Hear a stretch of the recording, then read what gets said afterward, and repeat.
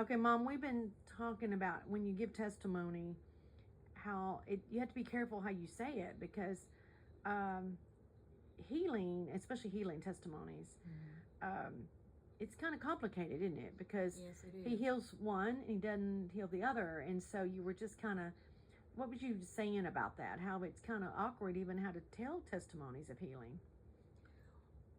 Well, I really don't know how to say it, and it's like I said, sometimes I don't even know how to say it. And it's because I've had people come back and say, well, when I said God's been so good to me, He spared me, through cancer. And I've had others who say, well, why didn't He spare my mother? Or why didn't He spare my child? Or why does that mean He doesn't love me? Does that mean He didn't love my mother or sister or wife? No, no. So that's the reason, sometimes I feel like I have to be so careful how I say that. Uh, People can take it wrong and think, well, why did you do that and didn't do that for me? I don't know. I don't have the answer for that. Yeah. All I know is my testimony. Yes. And we've all got our own testimonies. And just because God didn't do that for you, He had a plan for that person. Care if it's a baby, a 100-year-old woman or man, whatever. God has got a plan. And I've had to come to terms with that God has a plan for all of our lives. I don't know what God's plan, down through the years that He's had for me. I've tried to walk in His ministry since I've been a child, since I've been 12. I've tried to live for the Lord the best I could. I messed up a lot, but there was never a time in my life when I fell in love with Jesus at 12. I never found a time. I've been hurt. I've been disappointed. People's disappointed me. Things has happened in my life. It hasn't been a perfect life. God's given me a good life. He gave me a good husband, good children, a good church to go to, a good minister. And I count all of that such a blessing that I had that in my life, because everyone doesn't have that. And so I truly feel blessed for all of that God has done for me. But there's just been special things that God has done for me that maybe He hasn't done for whoever's listening out there, but I'm sure God's done special things for each one of you that's listening that He hadn't done for me. So we're all individuals with God, and He's got a plan for all of our life. And we have to know that. What God's got for you, I don't know. All I know is what He's done for me and my family. Yeah. And God has truly been so good to me. And yeah, I've had a lot of sickness. I've had a lot of brokenness. Had a lot of hurt. I've had a lot of disappointments, brokenness. But still, in everything that I've walked through, I could always see, God, you've been so good through it all. Not even me understanding what was going on. All I knew, that God had been so good to me, and that when I was walking through some of my darkest times, I know when I lost my granddaughter, 32 years old, that was one of the hardest things in my life. And that was a time that we were all brought to our knees. Our family was brought to our knees through that. We couldn't understand it. Well, a beautiful, talented woman, married, 2 children, great job, smart and intelligent. And we still don't know what happened that night. We all got things that we think happened. We don't know for sure how it all came about, but God knew. God knew. And even through all of that hurt and brokenness, I was still walking right there through our family. And I had to give up and get up. When the time came, I knew I had to be there for my family. I knew I had to pull myself together for my daughter and my family. I knew I had. And God gave me strength that I never knew I had. It's like He said, get up. Now it's time. You've cried, you've wept, you've let me bless you. Now get up. It's time that you've got a work to do. And I got up and I shook myself. I was still in my gown when they come and told me what happened.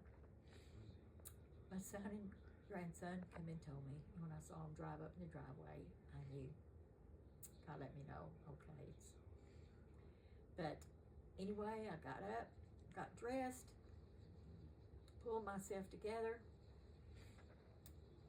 and from that point on, I had to become strong for my family, and I had to carry a heavy load during that time because everybody met here, and that God walked through. He walked with me through that. There was times, I was down by my bed all by myself. That I had to get through some things, my disappointments and hurts, but God gave me unbelievable strength during that time. And I know when you need Him the most, when you feel like you're your weakest. I felt like I was at my weakest point in my life. Became one of the strongest points of my life. And all I know, whatever we go through here in this life, and we don't understand, God knows. It's like a song I wrote. And I've had to walk through some songs that I've written. I've had to live them. And I had an aunt that was dying with cancer. And I had to walk in that room. And I sat down by her bed. And she said, "Why has this happened to me?" I said, "I don't have the answer for that. I don't know why this has happened to you." But I said, "I don't have the answer." But I got down by her bedside and I took her hand. And I said, "But I'll tell you one thing. I know a man that does understand. And he knows." And I said, "When I don't know and I can't give you the answer, I know a God that has the answer. He's got it for you and He's got it for me." I didn't know when I told her all of that. I didn't know, but it was just a few weeks later, maybe just a few months. No, it was just a few weeks later that I found out I had cancer. I had to live those words that I told her. I know a man that knows.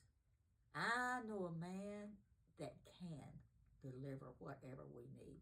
Whether it's He takes us on home or whether He leaves us here. If He leaves us here, we've got a mission. We've got a reason He's left us here. And I don't know what my mission has been down through the times that God has spared me.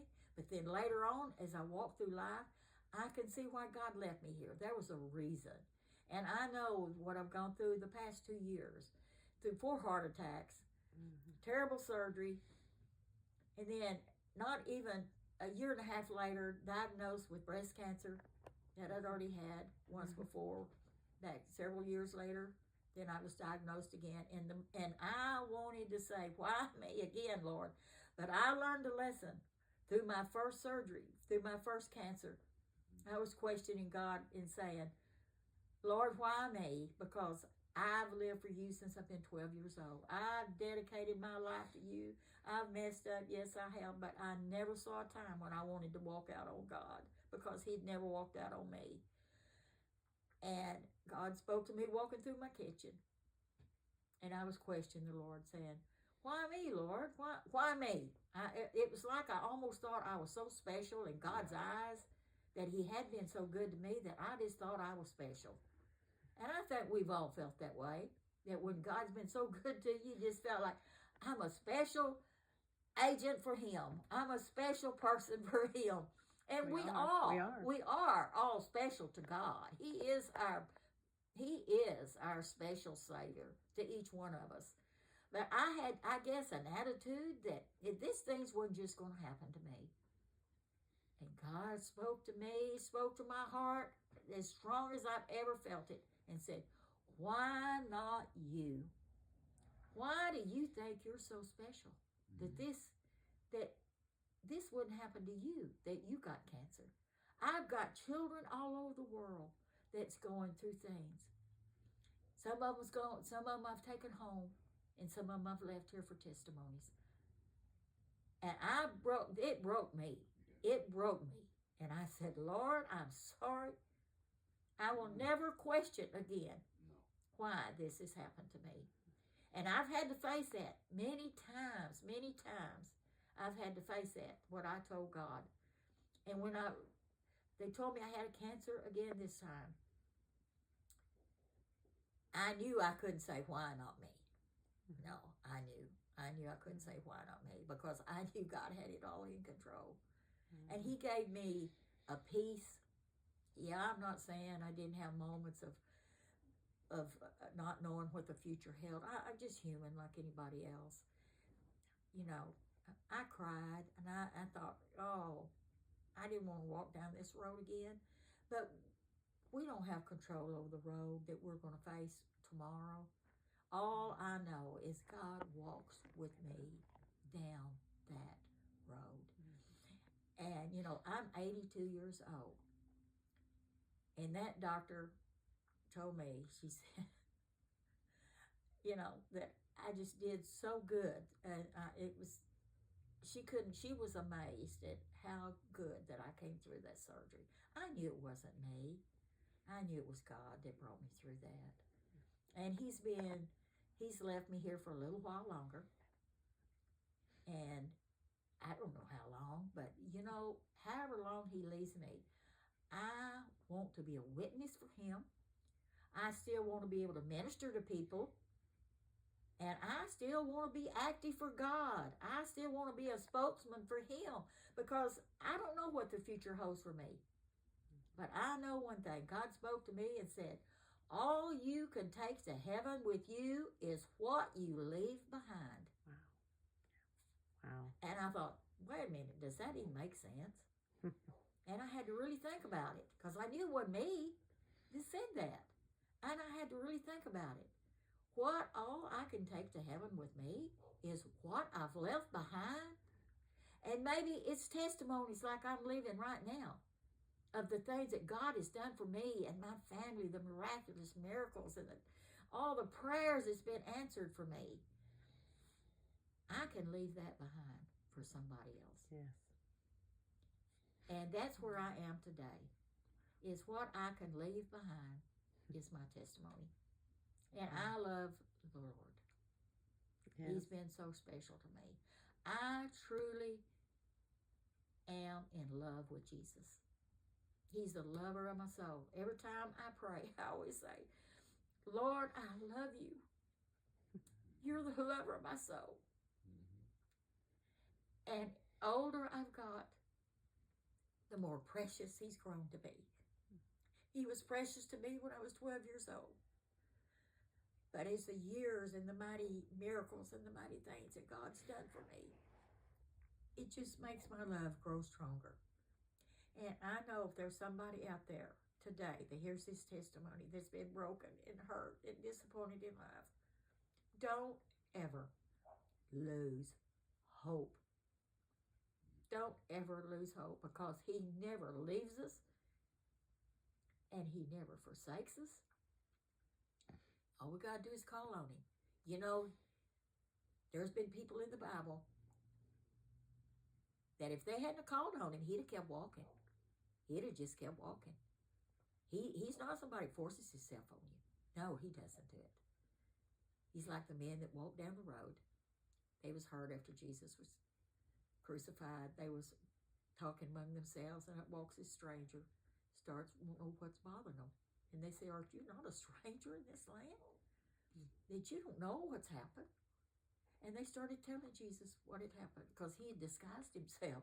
Jesus, he can be a funny person. He's done great things. And he disguised himself that they didn't even know who he was. And I know there's been times that God has sent somebody special to you, maybe you didn't realize that God has sent that person to you to leave a little testimony, or maybe somebody's down and out, they gave a little money, or paid their electric bill, or was just there for them. God sent that person to you. And those guys was walking down that road, and they came to another one of the minister's houses, and they went in and was going to sup bread with them, break bread with them, and said, he made as though he was going to walk on. And he would have walked on. But they beckoned him to come with them. Said, you come and eat with us. You come and sup with us. You come with us. And they took him into the house. And they sat down and they broke bread. And he asked Jesus to minister over the food. And when Jesus broke bread, then they realized who they had in their presence. They broke bread with the very ones that they were talking about, and so sad. And he manifested himself to them. But you know what? If they hadn't called on him, beckoned him to come back with them, he'd ministered to them, probably going down the road. But when they ministered, when they beckoned for him to come on and minister with us, feed us, come and eat with us, that's what we have to do. We have to beckon to him. He's not just going to break open the door. He's not just going to beat our door down, But he said knock, and he would answer. And that's what we've got to learn when we're broken and hurt and whatever's going on in your life. And your life can be going well. Your life can be like everything is a life of roses and a wonderful life. But you know what? And one telephone call, one knock on the door can wipe it all away in one heartbeat. And you can be so broken. So I'm telling you, when God calls and he does call. He calls because he loves you. Don't be one of those that when he calls, that just lets the man walk on down the road. And he would have. He'd have gone on to somebody else and showed himself. But because they had a desire and was weeping and loved him, and he showed himself who he was. So I'm just saying today, don't take for granted of what today brings. It may be a beautiful day for you, but tomorrow could be different. But I love whoever I'm speaking to today, and I don't know who I'm ministering to, but I'm just telling you, God loves you. Thank you for listening.